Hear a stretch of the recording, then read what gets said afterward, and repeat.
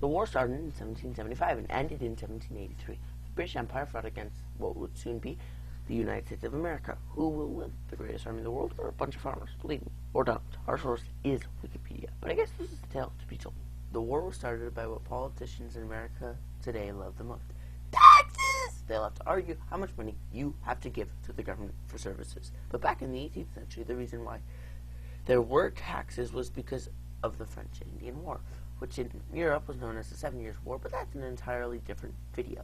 So, the French and Indian War was between France and the British Empire.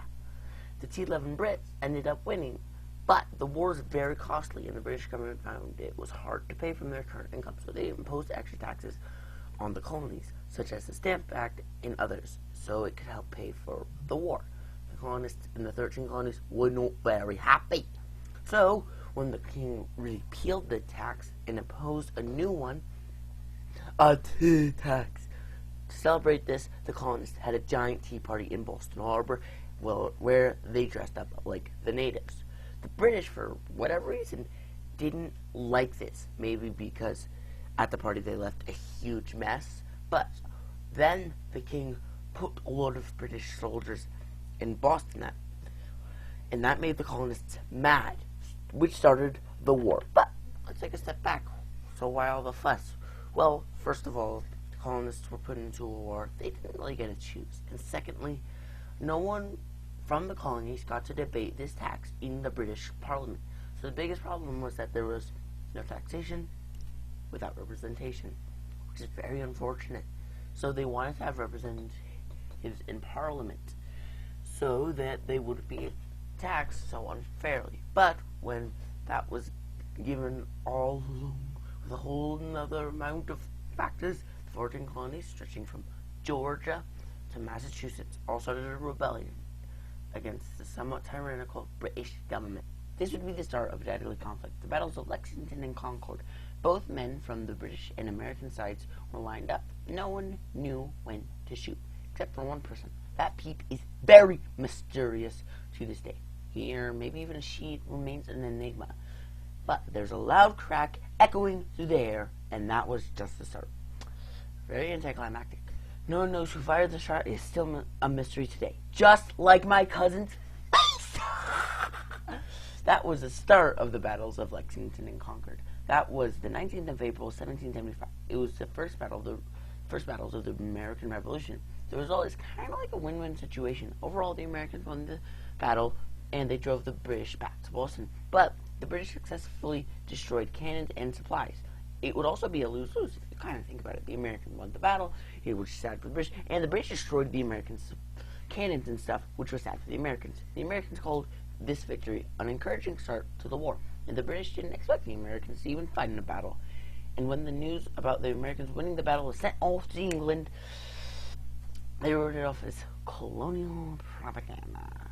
You should know that the only propaganda that should be created is propaganda which shouldn't even be considered propaganda. This, of course, is that Pickle Drops is the best YouTube channel out there, and that you should like the video, subscribe to the channel, comment your favorite part, and share it with your friends and family. No, that is not even remotely propaganda. But for whatever reason, it would still be labeled as so.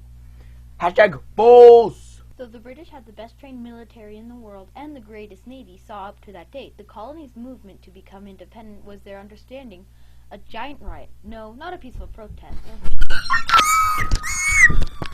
Let's get back to the good recording. So, when the British forces had made it into the colonies, they were coming in with a major disadvantage. So, you know how I was talking about the British all controlling Boston, you know? Well, by the spring of 1776, Washington already pushed them out. And the British loyalists and government did not have much land to lead attacks from. So the British started to land in Nova Scotia, a much easier place, where there were no uprisings. So it seemed like an ideal spot, considering it's pretty close to the northeast. So from Nova Scotia, they were able to take back New York in July of 1776. Wow, quite the month for the colonies. On September 11th, the colonies sent a few people to negotiate peace with Staten Island. When they were asked to retract the Declaration of Independence, the negotiations ended. And after seizing New York City, the British made it their main base of operations until the end of the war. The British also ended up taking New Jersey. So, in late December of 1776, Washington crossed the Delaware River and took back New Jersey. But it wasn't just an important taking back of colonies. Since the morale was deteriorating, it boosted morale and the Patriot cause. By 1777, the British had noticed that the colonies were serious, and it would at least be a tough fight. So the British sent forces to Canada and to get in New York and isolate New England. But the forces in New York City ended up going to Philadelphia. Though they did end up taking it from Washington, probably so that Philly cheesesteaks never existed, the other forces from Canada were too slow and ended up surrendering in Saratoga. And after some distractions, Washington was able to get his men in Valley Forge. Time to get to the part of American independence. In April of 1776, the Congress in North Carolina issued a resolution to authorize the delegates to vote for independence from the British Empire. And by June 9th, other Congresses had done the same. Also in June, a committee was created to draft this Declaration of Independence. This committee was mainly headed by Thomas Jefferson, who wrote the primary parts of the document. And on the day, for the red, white, and the blue, I'll give you a moment to guess. July 2nd! Bet you didn't see that coming. Independence was voted for by the Continental Congress on July 2nd, but the reason why July 4th is celebrated and not July 2nd is that July 4th, all the colonies got independence from the British colonial empire. Alright, let's get back to the war part. So when the Americans got to Valley Forge, they had to build their quarters to set up for a harsh winter. Unless you're from Minnesota, then you'd say it's your average October. But for the people back in those days, it was quite bad. This winter encampment was very important to the Continental Army. First of all, it was some good toughening up on their soldiers, whether from the sunny beaches in South Carolina or the cold, frigid beaches in Massachusetts. A winter like this could toughen up anyone, of course, unless you're from Minnesota. The reason why this was a vital winter for the Continental Army was because of the training they were given.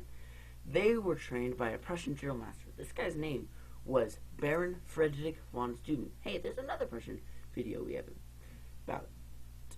You should watch that. So with the great toughening up and European military training, I would say that's pretty important to have a good fight against the greatest colonial empire at its time.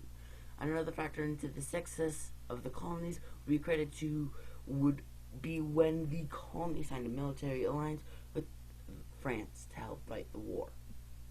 Since the northern colonies weren't looking so well for the British, they decided it would be a good idea to move south. So in the early December of 1778, the British captured Savannah and ended up taking the Georgian coastline. They had also taken Charleston, South Carolina, and won a few battles.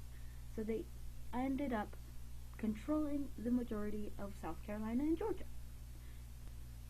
They even ended up pushing all the way to North Carolina and Virginia, though their army was severely weakened. They even ended up pushing all the way to North Carolina and Virginia, though their army was severely weakened. It is still very astounding to think about, but all things come to an end, and the British success was one of them. In 1781, in a town called Yorktown, the British forces were expecting a large British fleet with reinforcements, but instead of that, a larger French fleet came and trapped the forces, and they surrendered at Yorktown. The British surrendered, that is, which not officially but basically marked the British defeat. The treaty was signed in 1783 in Paris and gave the colonies independence from the British crown. Now they had to set up their own nation and make up their own rules. Let the American experiment begin.